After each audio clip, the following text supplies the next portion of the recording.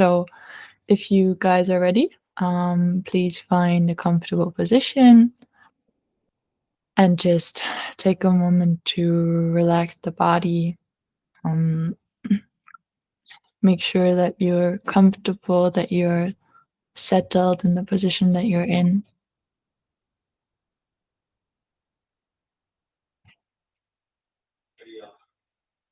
and just start by taking a few breaths, just feeling how your body, your chest expands on the inhale and how it contracts on the exhale.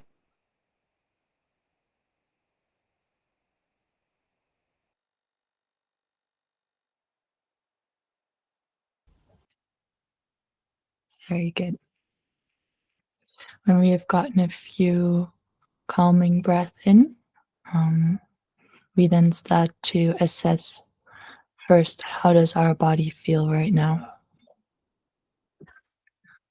Anything is okay, any sensation is completely fine. We just want to be aware first. How are we feeling right now at this moment in the body and also emotionally?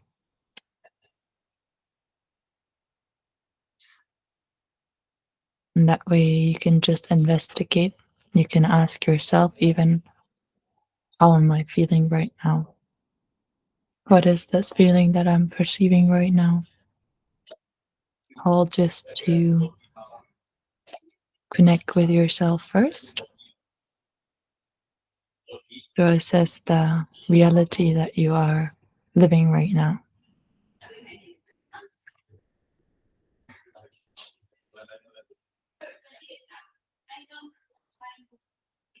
Whenever we meditate, it is a practice that we also do, practicing kindness as well as a byproduct. So when we tell our mind gently and softly what we want from it, what we need from it, we do so without force, and we do so understanding that at some times it will be easier, and at other times, when there's more chaos, when there's more blurriness, it will be more difficult. And that's perfectly fine. The principle we always use in meditation is very simple. We just simply tell the mind exactly what we need it to do.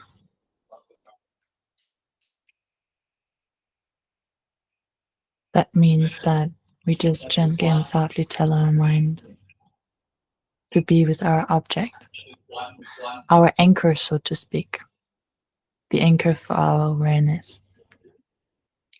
As if we were to put our mind in a nursing home, a safe space. So you just s- gently and softly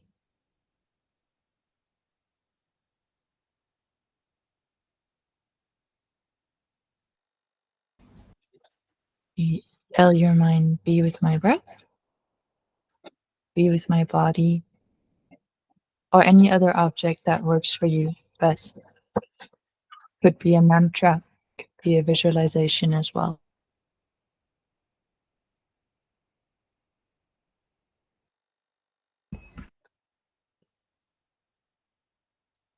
And you see that when you tell your mind gently and softly to be at your object,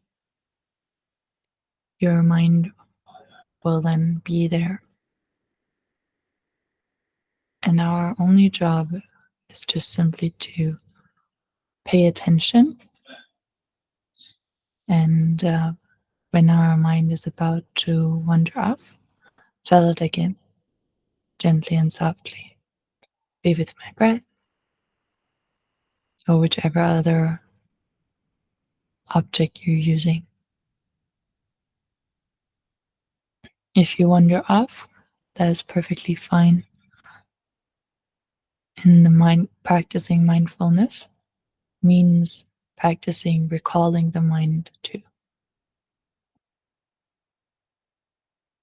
The principle, though, always remains the same. We guide our own mind back to our anchor,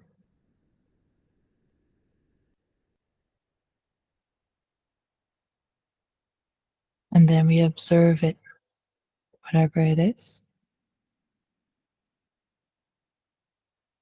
Give it all of our attention.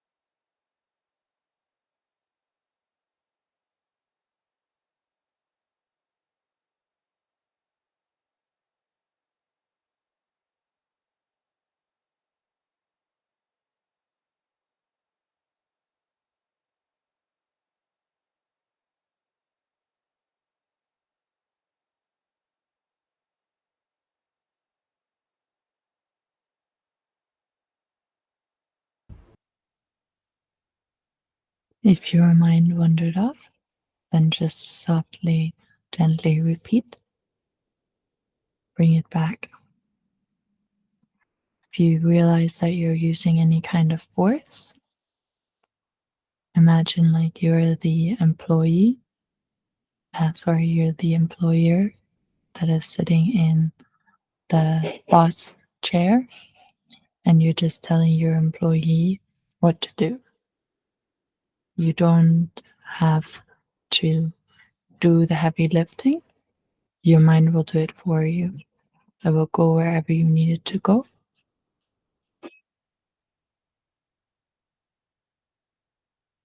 and make it possible for you to perceive your object effortlessly. So sit back, relax, and enjoy.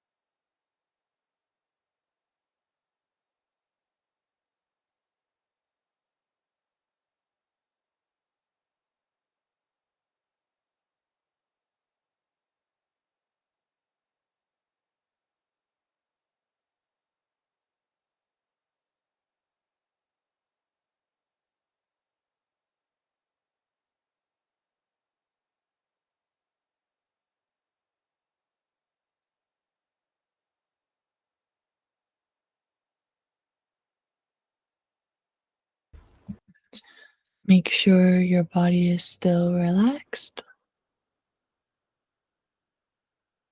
and to just gently and softly remind your mind either to stay or to come back.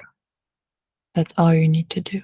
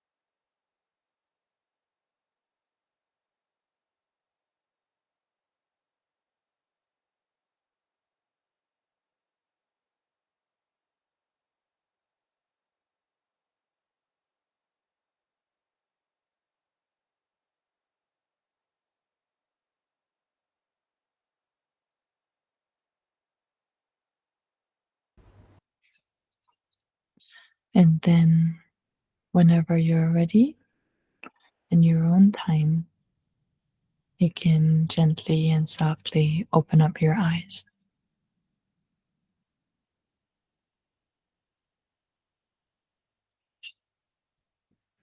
Hello, everyone. Welcome to today's session. I'll be handing things off to Jamina, and he'll do the class, and I'll do the meditation afterwards. So we'll be back in 20 seconds.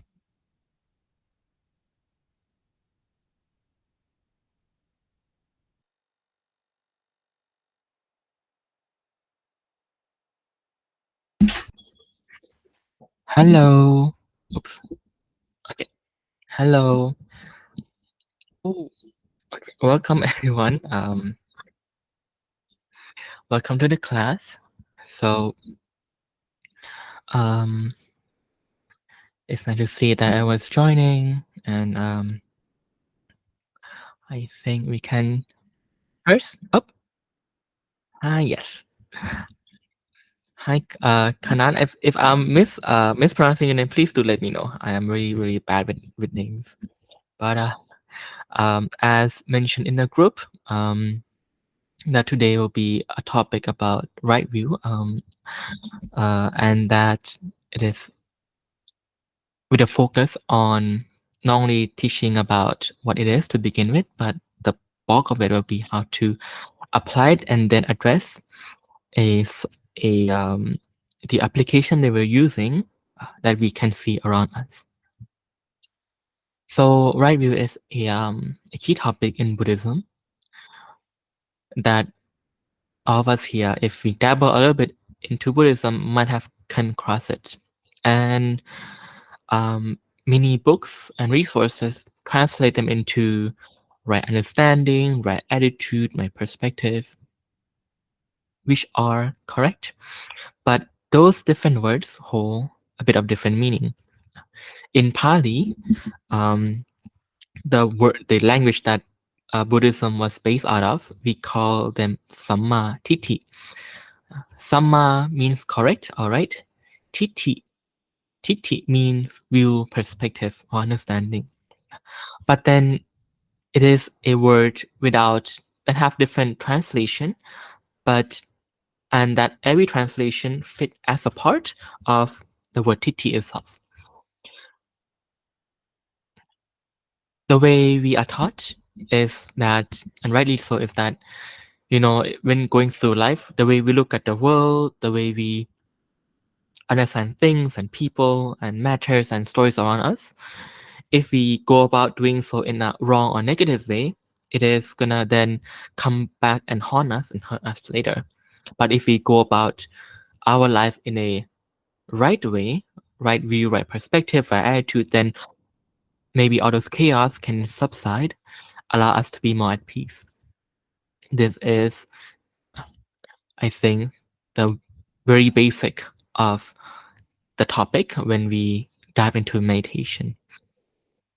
But that's not the focus of this, because the focus of this is for application, and for application to then elevate and allow us to then see the world in a more right, correct way.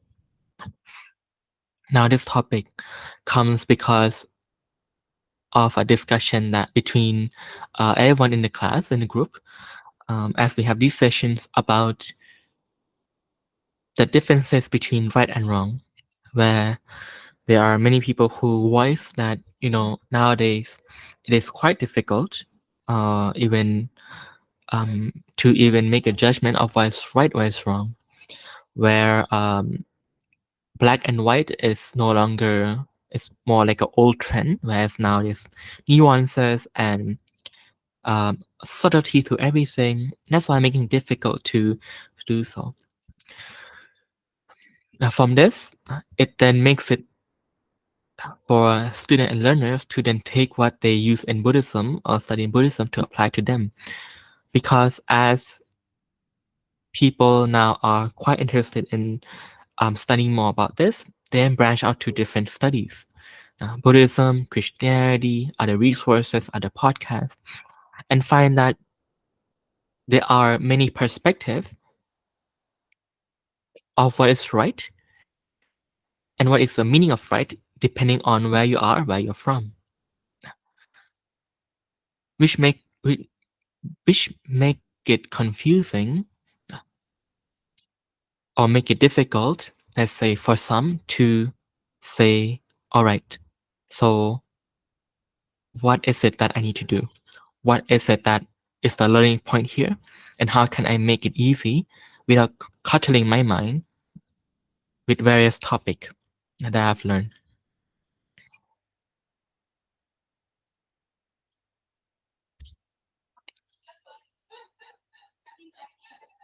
Before we move on, is there any question with the opening or anything like that?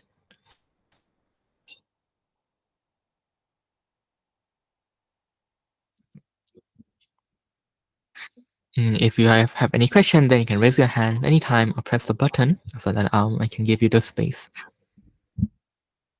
Now,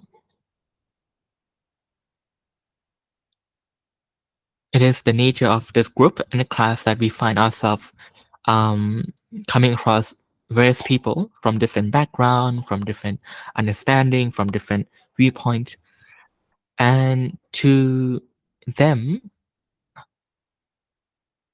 to many, this is just one of the philosophy or perspective that they can take back.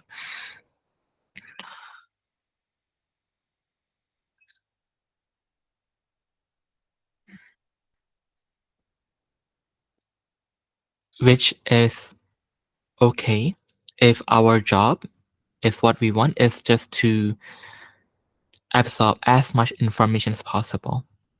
But it is inadequate if our goal is to change our life or make use of the information. Because essentially, what Buddhism really is, and the purpose of the teaching that exists to begin with, is that these are a set of tools, knowledge, understanding, software, a set of tools that we use for a specific purpose, and that the Buddha used for two specific purposes. Number one is about the thing that he used to help him be free from suffering, and number two, now that he's no longer suffering, to elevate himself from happy to happier until happiest, to make which which then for that to happen, it requires him to make a distinction between good or bad, right or wrong.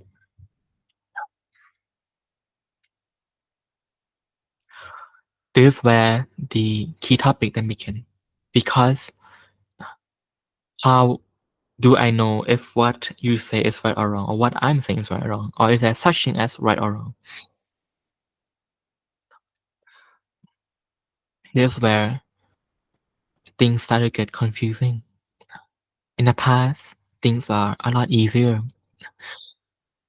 As a newer generation, just as I am, or many of us here, we might have a saying or heard a saying before that, you know, in your back then, long ago, people have such and such like a very black and white of way of looking at the world, and it's no longer compatible in this current day and age. Mm, which is different than how science and doctors look at things.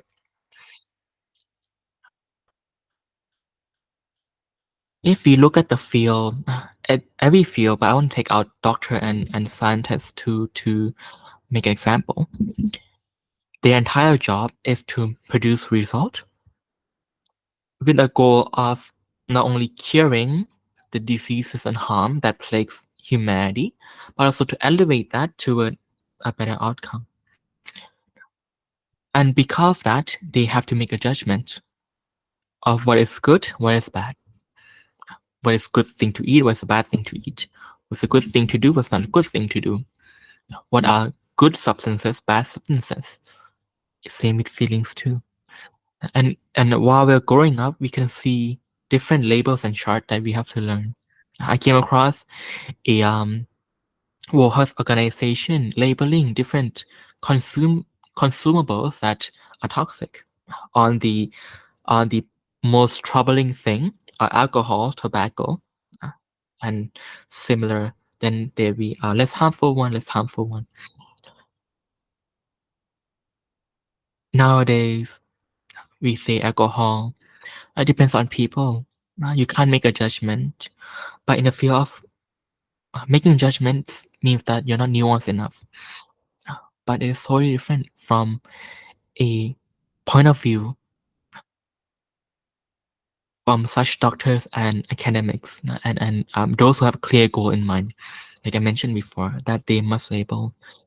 And the reason they label it and say it is bad is not to shame people. I think that's where many of us mistake here. It's not even in Buddhism, we label not to mistake, but label them to make people say, hey, avoid these things. I feel like one of the reason that many people nowadays have such a repulsive attitude from the word bad or the word not right might be the fact that once those thoughts are uttered, their mind are not. It then invoke a state that is not equanimous in other people or in themselves, more like aversion or defense toward information, like an attack or sim equivalent, where the reason that we have to make a judgment call is because it then it is important to us, vital to us, and have an effect on us.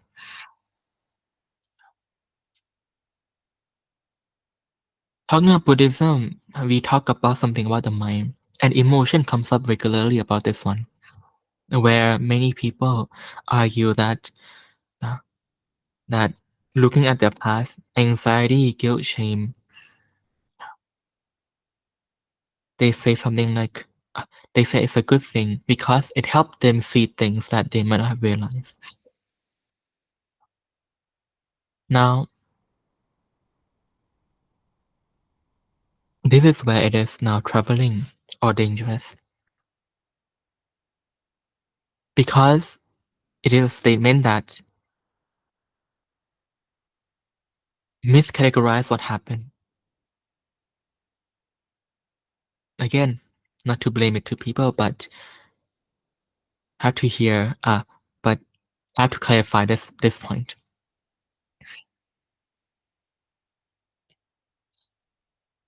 Because as someone who have to advise oneself and other people, we have to be clear on what caused what outcome. What caused what outcome? This is very clear. Just like a doctor or pharmacist must know what medication, what operation caused a certain outcome.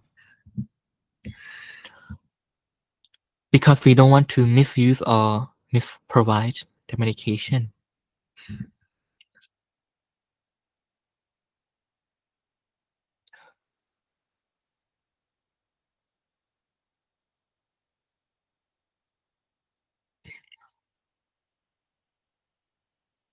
Because if we say that we are brought better because of anxiety, guilt, shame, or um, equivalent, not a bad negative state of mind, then it then stands to reason that we should also recommend this to other people too. We can have our double standard here, right? But we don't do that. We don't go around and prescribing people with anxiety, because anxiety, one say that anxiety is good for them, yet refrain from recommending anxiety to other people. I think there's something fishy there. There must be a reason why people don't do that, or you yourself don't prescribe that to other people. Because deep down we realize that it is not anxiety that does it, but it is the wisdom that teach us the way out of it. Like the Buddha said that the good instinct, the thought that is not your own, is positive, will always find a purity in a crisis. Will always find the good despite the contrary. It is that thing that helps you. It is that thing that serve you, that motivate you, that help you see the reality and escape and change your life. Not anxiety. Anxiety is just a thing that happened that is of no value, but your wisdom make it of value. No wonder why we don't prescribe anxiety to other people, because anxiety alone purely is no benefit. But wisdom, with or without anxiety, is beneficial. Right now, we don't have to be anxious to know the consequence of anxiety. We don't need anxiety to learn the teaching that come from anxiety or any other emotion to be with. But it just so happened that anxiety is there. It is used by your good instinct or the wisdom to then, hey, let's talk about it, because it is right there in front of you and it's plaguing you right now. How does wisdom turn it around? This is where we get to the nuance of right view. Because right view, as I mentioned before, can be translated into many things. Right view, right understanding, right attitude, right perspective. All of it is the correct translation, but not a whole, but a part of it. So I want to then, to make it clear, divide into two sections, right? Right view and right attitude. The first thing that is important is right view, to see things for what they are and make a judgment out of it. Good, bad, not good, not bad. Just like how in every industry, especially in medicine and science, people make label of what's toxic, what hazardous, what is harmful, what should be away from children, what should be away from society. We make such label because we don't want people to get near it. We make such label to help people get away from it without having any aversion to it too. We just teach them what they need to know. And we should apply the same with emotion too. And we say, hey, that is something that we should help people be far away from it, not close to it. If they're in it, help them out of it. Why? Because it is something that doesn't bring any value but only harm. Without wisdom, it only brings harm. So we can say that anxiety purely is not good. It cannot stand for itself. Mm. So I want to then give an easy example then. Like people, if it is something bad, they would run away from it. If it's something good, they will run into it, generally speaking. But why I said that when we come into some contact with these negative emotion, we say that it's good even though we are running away from it. And we don't wish it upon anyone else too. But yet we praise them. This is the dangerous thing about not being clear and thorough, not having the right view. Mm. Secondly, we point to what's good and say, hey, happiness, go into it. Calmness, go into that one. Now, openness, liveliness, loving kindness, go into that one. Don't go away from it. Go into it. Incorporate it. Very clear to us what should be incorporated, what should not be. Black and white. A mistake that I see in debate team is that they mistake for what is old, for that if things are old, it is wrong. If it's not new, it's incorrect. Those are fallacies, are illogical statements that people somehow keep in their mind just because it's not part of their generation, not part of their norm or thinking or what's popular in the moment. We should be very aware of this one. What right is right, what's wrong is wrong, no matter who spoke of it, in what period of time, with what background. This is the basis of open-mindedness. Now, to take the argument, the information with its own value. This is about right view. Next part is about right attitude. Is that even though we can know what's right, what's wrong, we should have the right attitude about it, right? This is where people then, this is where the saying that anxiety helped me comes from. The good instinct will always turn crisis into opportunity.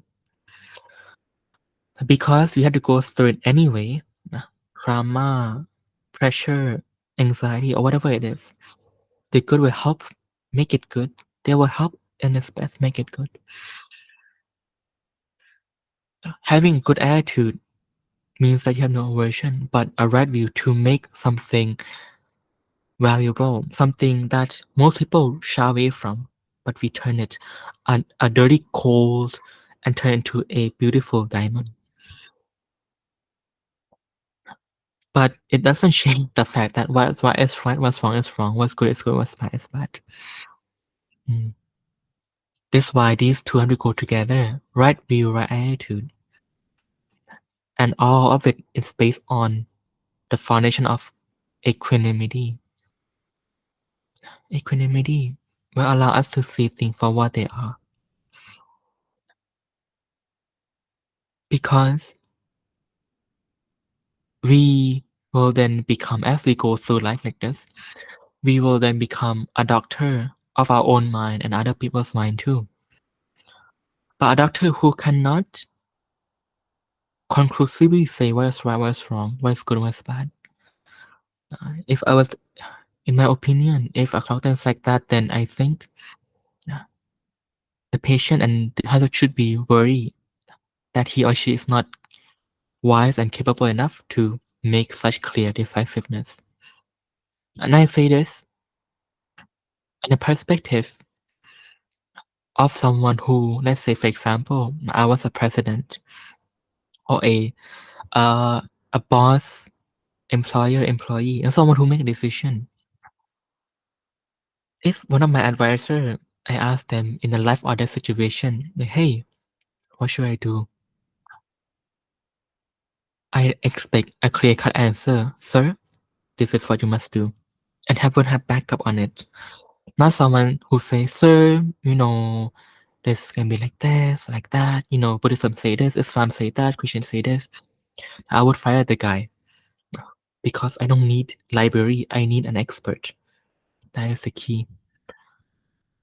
An expert who is wise, who is knowledgeable, clear-cut in what he or she knows, is able to make a conclusive decision to help someone solve their problem or themselves solve their own problem. But people mistake their intellect, mistake their library of knowledge for wisdom.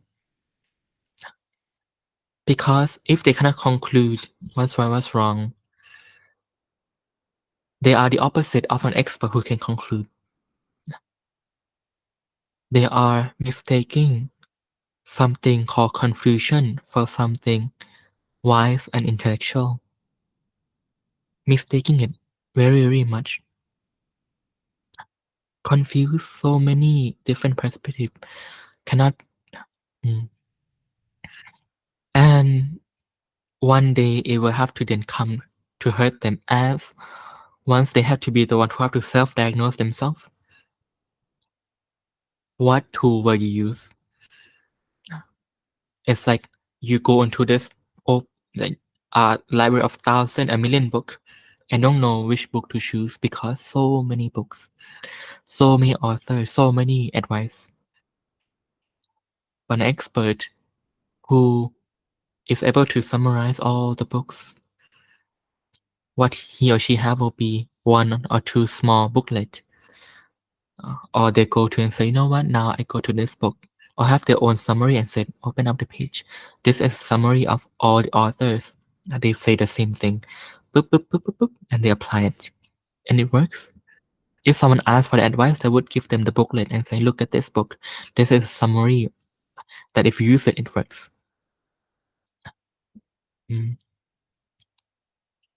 That's why right view, Samma Tithi, or right is so important. And we have to be very, very clear on these 2 aspects, right view and right attitude.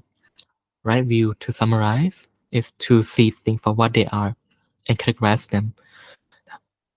Bad, so that we don't go into something that we shouldn't go into, and help someone out of that thing if they're in it, and go into bring in closer, incorporate that thing that should be incorporated.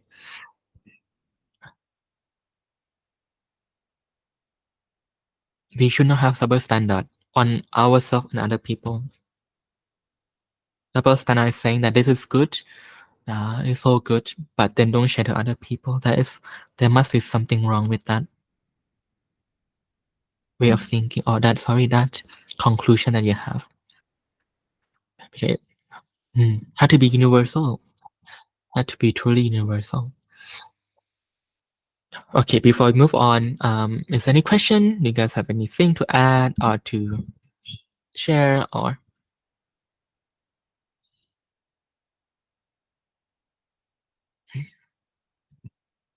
I do. Yes, Leo. How are you? I am. I just showered, so I'm fresh. Oh, okay. So I was wondering. Oh, wait, it's echoey. Okay, I'm gonna come here. I'm gonna bring it back to, like, I guess my experience with my emotions, which I don't know if you noticed, but I talked a lot about trauma therapy because I've done a lot of it.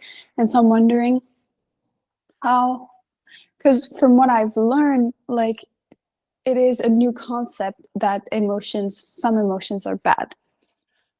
And so I'm wondering, with the right view, is there a way to still, like, validate them or let them come up without interacting with them necessarily, and, like, without giving them power, but, like, I guess, like, seeing your emotions when they're here would encompass right view?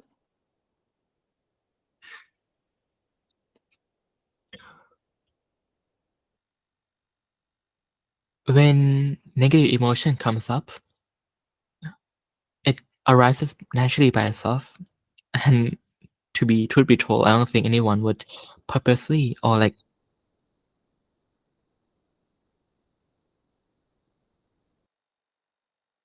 they look forward to. The less of it they have, the better.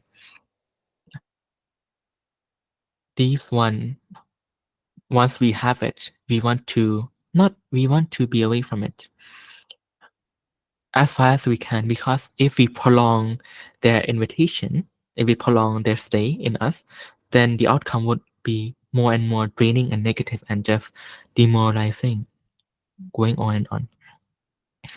So when we see that, hey, something came up that we should be far away from it, the first thing is to be equanimous. Know with equanimity, because these things arise by itself. Where the mind notices that pollution means something toxic and harmful. Those emotions are part of it. Arises, once we know of it, the mind will clean out the pollution.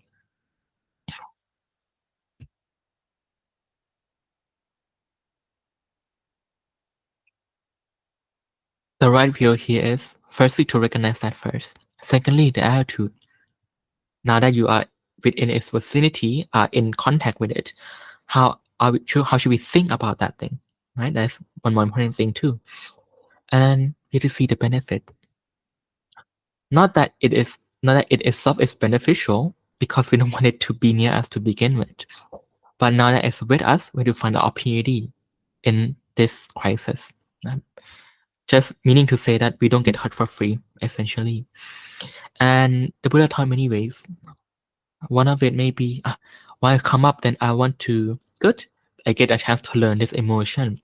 To now that I understand it, I will then be able to understand it, so that I know how other people feel when they're anxious. The voice that comes up in their mind, the narrative, the emotion, the suffocation. If that is the goal, to learn something. But of course, you must be able to stay afloat, because that thing is dangerous. Like studying fire, you have to be very careful. Or what you want to learn here is, how can I strengthen my mindfulness when there's a gravity, something that's gonna pull me in and suck me in to that dark place? How can I then pat myself on, and then to help being mindful in this crisis? Or using this to elevate your endurance and your thick-skinnedness, despite the obligation that you have to go through in your daily life. Right now, I'm not feeling good, but I need to run my errands right now. How can I elevate my skill and my do a breakthrough to keep my life going despite something pulling me back and trying to drain me down?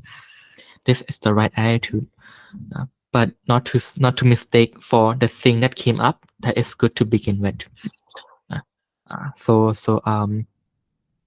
yeah. Did I answer your question, Leo? Yes, thank you very much. So think of it like a gift, Leo. If a nice gift, then you want to give it to someone. If it's a not so nice gift, then we only give it to. Only bad people give it to those who they hate. Yeah. So think of it like that too. Yeah. To summarize, if I think for many of us, the key point there is equanimity to it. That's all. Equanimity, knowing what arises. Okay. Now, anyone have any more questions? Okay. Now, it's gonna go furthermore than that.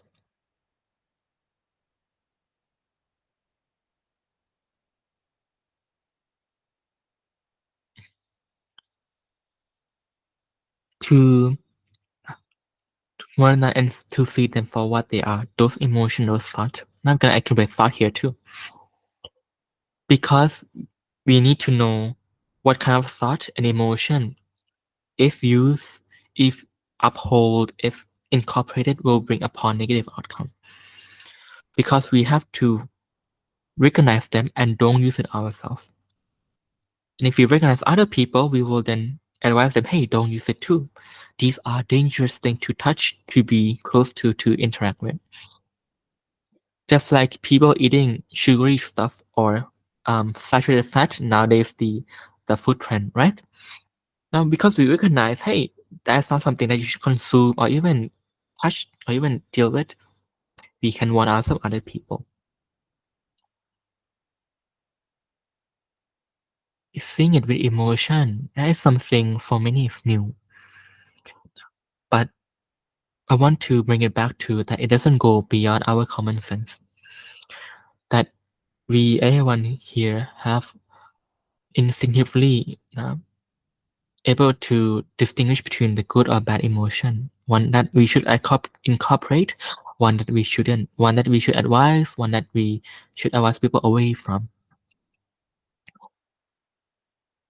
Because those things bring about energy that can either pull us down, we call them bad energy, destroy us, harm us, or energy that lift us up, we call them good energy. Come from what? Come from positive thought, positive emotion. We know what they are. We're practicing right now. Meditation, loving kindness, empathy, understanding. Those are our wisdom. Those are the tools that we use.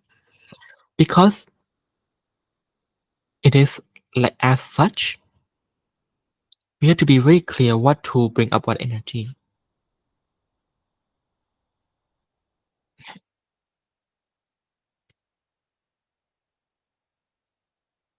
We have to be very clear what tool, meaning thought, emotion, bring up what energy. Because we don't want it to be in our system. We don't want it to run our mind, our body. That's it. It's about recognizing, categorizing, but not hating. Because hating is a bad state of mind. Not hating, not disgusting it, not avoiding from it, but understanding, recognizing, and using it in the right way. Today, I think I have 10 minutes left. Today, talk with a medical student from Germany, not Carmen, and talk about how in the medical field, there are things that doctor tell people to not touch, not do. And we eat and we take the advice without any hate towards it because they have rhyme and reason behind it. Why don't eat this thing? Why don't do that thing? Why this and that? Categorizing things is not new. Seeing them for what they are is not new. And it's used for our benefit. And some might argue, hey, what about alcohol and tobacco that is used in medical industry? You say it's wrong. World Health Organization says it's wrong. We all know it's wrong, but why they use it? Just like how we talk about emotion just now, the Buddha said that the good instinct will find the hidden gem inside a pile of manure, so a pile of not so good things. An expert in the medical field, if they were to prescribe tobacco, they have to then be very thorough of what exactly they're prescribing. A strand or a chemical that exists only in tobacco. It's not like they say, oh, tobacco, here you go. But just so that in the past, this substance only exists in tobacco, and they prescribe it in limited quantity in a controlled way because they want to use the benefit, knowing clearly that it is bad and wrong. But for the lack of alternative, they have to do that. But nowadays, those strands of chemical are extracted and prescribed without the risk of tobacco or additional substance to not make it addictive. And we see that only wise individual see the benefit and able to use it, but knows that that thing in itself, tobacco, is not right. That's why one shouldn't. That's why it is as the last resort, last resort, only and not prescribed to anyone. And to prescribe it not for the tobacco itself, but for something in it, that a tiny bit that is good or that can be useful in that situation. So that's why, just like that in the medical field, we to look at emotion the same way too. So it's not something far-fetched, it's not something that go beyond, but with the right understanding, the right look, with equanimity, with neutrality, we can also go through it. So therefore, don't mistake, don't use non-equanimity-ness. Don't use a state of non-equanimity or hate or aversion to justify not labeling things as bad. And because we need to be an expert, we need to be like a doctor here who is sharp, concise, thorough, make a decision. These are tools. These are tools that we use for ourselves and the tools that we have to advise other people to use too. That's why it is instrumental here.